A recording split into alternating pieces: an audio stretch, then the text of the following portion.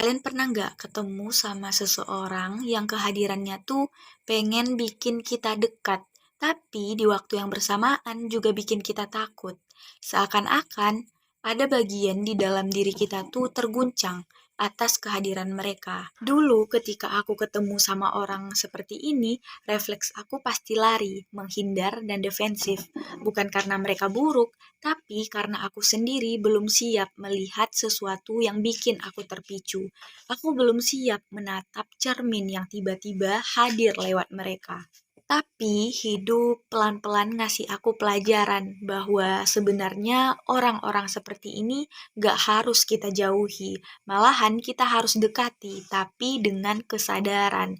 Karena orang-orang seperti ini membawa energi yang sangat langka, yaitu energi transformasi. Mereka mengguncang bukan untuk menjatuhkan kita, melainkan untuk membangunkan jiwa kita. Mereka memicu bukan untuk melukai kita, melainkan untuk membuka mata kita. Lewat kata-katanya, tindakannya, cara ia melihat dunia, atau hanya sekedar tatapannya yang bisa membuat kita refleksi sendiri. Dan refleksi itu kadang nyeri, tapi sangat jujur. Karena gini, yang namanya kebenaran gak pernah manis. Kebenaran pasti selalu mengguncang, karena ia menuntut kita untuk berkembang dan bertumbuh.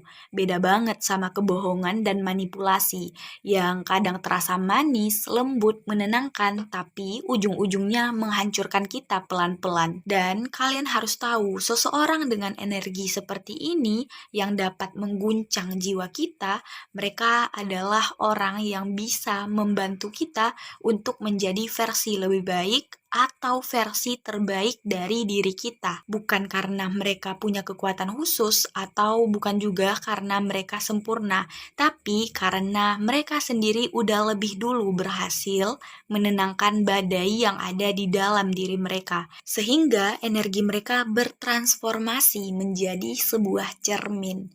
Cermin yang kadang menyilaukan, cermin yang kadang menampilkan luka-luka yang belum kita sembuhkan, cermin yang kadang menampilkan sesuatu bagian dalam diri kita yang belum siap kita hadapi dan seringkali kita sembunyikan, cermin yang kadang ingin kita jauhi karena ia mampu mengguncang ketenangan atau rasa aman dari ego kita. Dan kalau kita cukup bijak dan cukup berani, kita pasti bisa menatap cermin itu tanpa harus lari. Ketika kita bisa menatapnya, kita akan menemukan akar dari sesuatu yang memicu diri kita. Dan dari sanalah perubahan itu bisa dimulai. Kalau kalian tanya gimana cara menghadapi orang dengan energi seperti ini agar tidak membuat kita takut dan gak bikin kita defensif, yang pertama, jangan lari. Kalau terasa mengguncang, cukup berhenti sebentar, jangan menghilang. Rasakan apa yang muncul, takut, minder, tersentuh, marah, atau apapun itu, pahami itu bukan ancaman, tapi itu adalah petunjuk yang ingin disampaikan oleh jiwa kita. Yang kedua, jujur sama diri sendiri.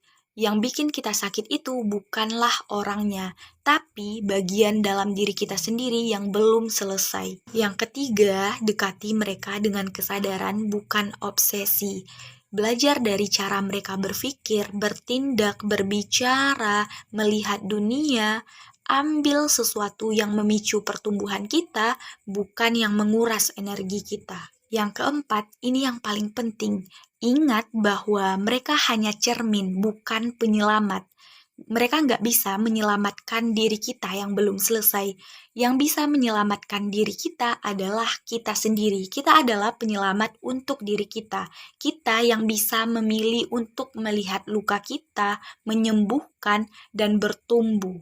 Karena paradoksnya tuh, orang yang paling bikin kita takut, orang yang paling kita hindari, justru adalah mereka yang paling bisa membawa kita pulang ke diri kita sendiri.